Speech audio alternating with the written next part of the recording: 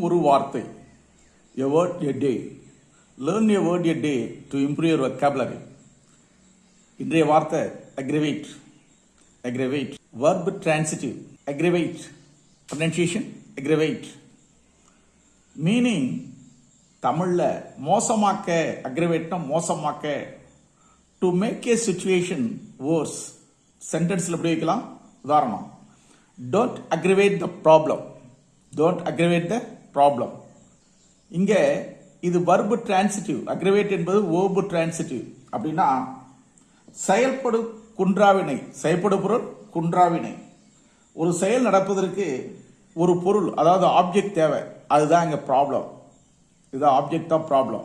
இது அக்ரிவேட்டுங்கிறது verb transitive. செயல்படு பொருள் குன்றாவினை. அதுக்கு பொருள் என்ன? ஆப்ஜெக்ட்.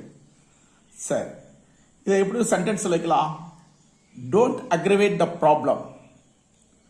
பிரச்சனையை மேலும் மோசமாக்காதே. இதோட மீனிங் என்ன? பிரச்சனையை மேலும் மோசமாக்காதே. அடுத்தது, எரிச்சல் ஊட்டும் அல்லது கோபப்படுத்தும்.